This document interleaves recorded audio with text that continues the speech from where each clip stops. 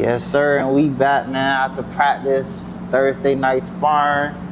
You know what I'm saying? Putting that work in. We got a few guys fighting this weekend. Yes, sir. You know, but, outside of that, man, next week we got some action, man. We actually got boxing. We got 2 fights, man. We got David Benavidez with Zurdo, Ramirez. Zurdo or Zurdo? Zurdo. I mess these dudes' names up all the time.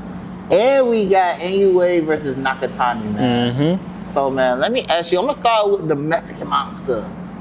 How you see that fight going, bro? He moving up the cruiserweight. Now, before we even get started, bro, David Benavidez let the Canelo fight go, man. He didn't want to fight you. The world know it, man. Let it go, bro. you big as hell, man. You big as hell now, bro. I don't even look at that fight no more.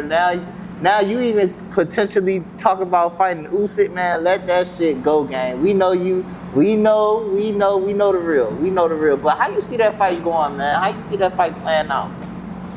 I think that's a lot of people going with Benavidez because, seems like the easy answer because he's 9 times out of 10, most of his fights, he's been a dominant force. I do give the edge to Benavidez. It's hard to exactly break it down because it's one thing to jump up and weight, but from jumping to light heavyweight to cruiserweight, that's a 25-pound weight jump. Like, the biggest factor with David Benavidez is his speed, punches and bunches, and that's gonna slow it down some bit. Maybe a little, maybe a lot. How is his punch? How is he gonna be as durable at cruiserweight when he's fighting someone that's naturally bigger than him? With Zurdo is awkward. David Benavidez isn't a slick fighter where an awkward person will really trouble him. He's more of a break you down type, but with somebody that's took punches that you can bring, that's adjusted to that weight, your first fight at that weight class, that's a tough one to call.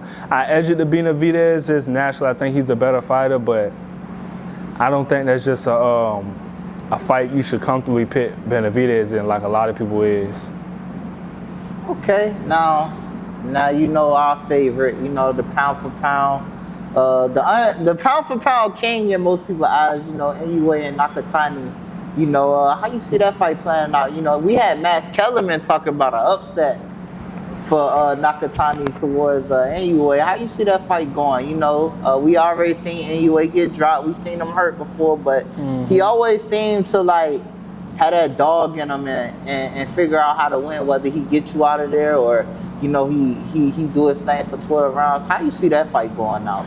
I think that's a tough fight. I think skillfully, they're both going to be the best names on each other's resume, and that's saying a lot because anyway, his resume, a lot of people overlook it because they're not familiar with the smaller weight classes, but his resume he has definitely a very great resume.